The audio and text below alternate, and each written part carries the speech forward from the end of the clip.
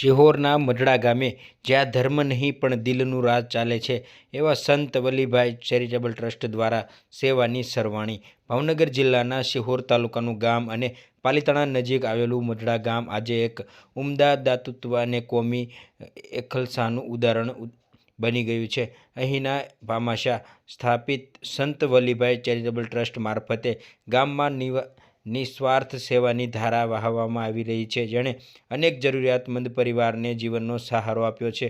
ટ્રસ્ટના મુખ્ય દાતા, જેઓ પોતે મુસ્લિમ સમાજમાંથી આવે છે, માનવતાની મહેક પસરાવતું કાર્ય વર્ષોથી ચાલી રહ્યું છે. તેમની આ ઉમદા પહેલના ભાગરૂપે ગામની તમામ વિધવા બહેનોને અને વૃદ્ધ નિરાધાર વ્યક્તિને દર મહિને નિયમિત રૂપે 1000 રૂપિયાની રોકડ સહાય ચૂકવવામાં આવશે, જેથી તેઓ પોતાના જીવન નિર્વાહમાં થોડી રાહત મળે.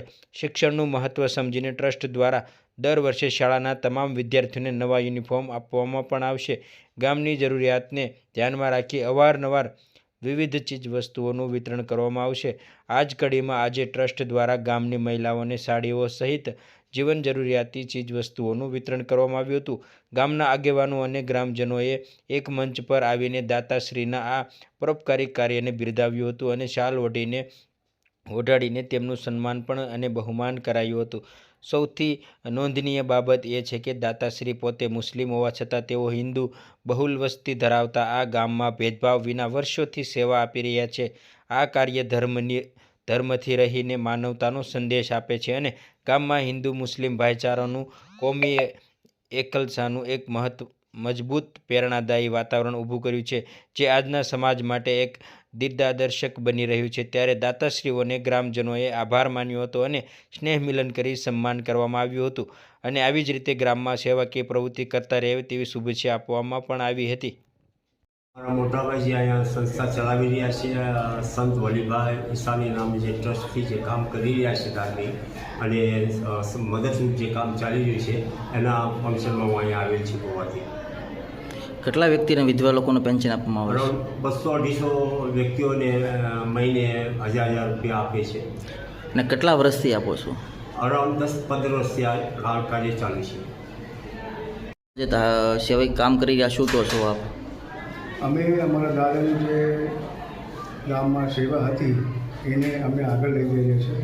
તેઓને 7 ગામની સેવા કરી હતી અને મારા બાપુજીએ બી એના માટે વિચાર કર્યો કે આપણે આગળ કરીએ કામ. તો અમે એક નાની સંસ્થા અહીંયા કરી છે, જેમાં અમે 200 માણસોને મદદ કરીએ છીએ, મદદરૂપ છે. એમના ઘરે અમે રાશનો, બ્લેન્કેટો, ચપ્પલો, જે બી એમની જરૂરિયાત હોય તે અમે એમને પૂરા પાડીએ છીએ. આપણા દ્વારા પેન્શન પણ આપવામાં આવે છે. મહિને કેટલા વ્યક્તિને આપવામાં આવે છે પેન્શન? આપણે ગરીબ માણસોને જે વિધવા પેન્શન આપો છો, કેટલા આપો છો મહિને? અમે લોકો હર ઘરે 1000 રૂપિયા મહિને આપીએ છીએ. કેટલા વ્યક્તિને આપો છો? અમે 200 વ્યક્તિને આપીએ છીએ. 2 લાખ રૂપિયાનો અમે મહિનાનો અમારો ખર્ચો છે. પણ અમે વિચાર કરીએ છીએ કે થોડું વધારે બી થાય તો વાંધો નહીં. ગામના માટે જે બી સારી ચીજ થતી હોય તે અમે કરવા તૈયાર છે. આજમાં શું આપવામાં આવ્યું છે? આજે અમે બધાના સાડલા આપીએ છીએ અને બુઝુર્ગોને અમે લોકો બ્લેન્કેટ આપીએ છીએ. નામ? મારું નામ રામસિંહભાઈ પરમાર છે. મઢડા ગામનો સ્થાનિક છું. મઢડાની અંદર સંત વલીસંગ દાસ બાપુ છે, એનું એક ટ્રસ્ટ ચાલે છે. આ ટ્રસ્ટથી મઢડા ગામને ખૂબ જ મદદ થાય છે. સ્કૂલની અંદર જ્યારે ડ્રેસની જરૂર હોય, કીટ વિતરણ હોય, આરોગ્યને લક્ષી કોઈ કામ હોય ત્યારે સતત મદદ કરતા આવ્યા છે. મઢડાની અંદર તમામ વિધવા મહિલાઓ છે, તેમને દરેકને 1000 રૂપિયાનું દર મહિને પેન્શનની સુવિધા પણ પૂરી પાડે છે.